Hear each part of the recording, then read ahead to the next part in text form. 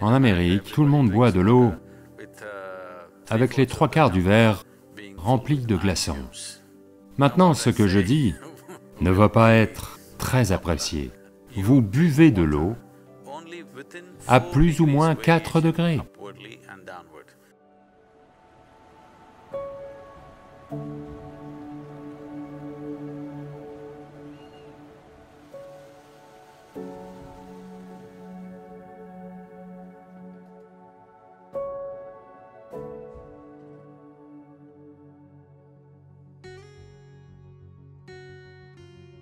En Amérique, tout le monde boit de l'eau avec les 3/4 du verre rempli de glaçons.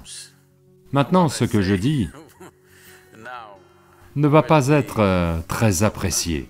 Dans la culture yogique, si vous êtes un yogi, si vous êtes sur le chemin de la transformation intérieure, vous voulez amener votre système à une autre dimension en termes de possibilités, alors vous buvez de l'eau avec une différence de seulement 4 degrés vers le haut et vers le bas. Autrement dit, votre température corporelle normale est d'environ 36 degrés. Donc ce que vous buvez peut être entre 32 et 40 degrés. C'est la meilleure façon de boire. Si vous êtes un étudiant, c'est-à-dire que vous voulez absorber des connaissances, vous ne cherchez pas à vous transformer, vous voulez juste vous imprégner de savoir. Alors ce que vous buvez doit être à plus ou moins 8 degrés. Donc ce que vous buvez doit être entre 28 et 44 degrés.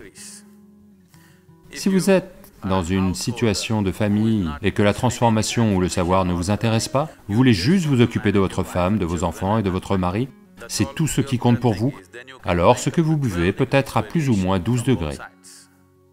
Au-delà, ce n'est pas considéré comme étant propice à quiconque.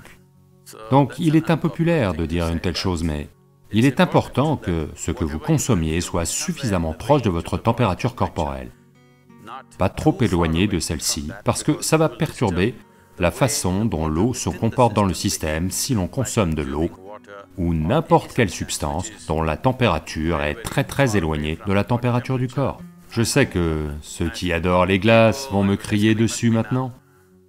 Je vous donne simplement les conditions idéales. Ceux d'entre vous qui veulent vivre dans la zone idéale, ou en être conscient autant que possible, rester dans cette zone est une bonne chose.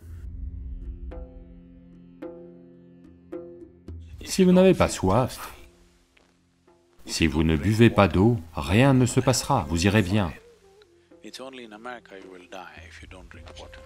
Il n'y a qu'en Amérique que vous allez mourir si vous ne buvez pas d'eau. Les gens ne boivent comme ça nulle part ailleurs. Quand ils ont soif, ils boivent de l'eau, autrement ils vont bien, même dans un désert. Il n'y a qu'en Amérique, dans un climat froid, que tout le monde a une bouteille et sirote en permanence, parce que les machines du marketing les ont convaincus qu'ils doivent boire beaucoup d'eau. Une consommation excessive d'eau, surtout si elle a lieu par petites gorgées, le corps l'absorbe. Quand il l'absorbe, les niveaux de sodium, qui sont très finement régulés, vont baisser. Le reste du corps est également affecté, mais on ne le remarque pas forcément. Mais dans le cerveau, la baisse des niveaux de sodium va faire gonfler le cerveau. Ça ne veut pas dire que votre cerveau grossit, le gonflement est une sorte de maladie, d'accord? Pas une expansion du cerveau. Il gonfle à cause d'un manque de sodium. Donc parce qu'il n'y a pas assez de sodium, plus d'eau entre dans le cerveau pour essayer de lui fournir le sodium nécessaire pour maintenir l'équilibre. Donc plus d'eau dans votre cerveau veut dire que vous pataugez. Des déséquilibres psychologiques vont se produire. Voyez, si vous buvez beaucoup d'eau, d'un coup, le corps va décider de la quantité à absorber et de la quantité à éliminer. Mais si vous sirotez toute la journée, le corps est comme trompé et a tendance à absorber plus d'eau qu'il ne le devrait. Mais disons que là maintenant vous buvez 2 litres d'eau. Toute l'eau n'entrera pas dans le système. Ce qui est nécessaire, il le prendra, le reste sera éliminé.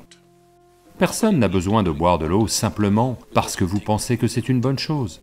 Quand vous avez soif, vous devez boire de l'eau. Juste pour être sûr d'en boire assez, buvez 10% de plus que ce dont vous avez réellement besoin, quelques verres de plus, juste pour vous assurer que vous n'en buvez pas moins. Vous avez un certain temps avant de pouvoir boire. Ce n'est pas une urgence. En même temps, lorsque vous avez besoin d'eau, si vous avez soif et que vous ne buvez pas, ça va endommager le système. Les dégâts au cœur sont immenses si l'eau nécessaire n'est pas disponible dans le système.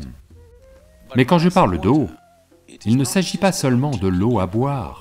Vous devez manger des aliments à haute teneur en eau. Si vous mangez un fruit, c'est presque 90% d'eau. Les légumes et autres contiennent plus de 70% d'eau. Lorsque vous consommez des aliments, leur teneur en eau devrait être au moins égale à la teneur en eau de votre propre corps. Donc tous les aliments que vous mangez devraient contenir au moins 70% d'eau. C'est la raison pour laquelle les légumes, les fruits doivent faire partie de votre régime alimentaire pour que ça soit là.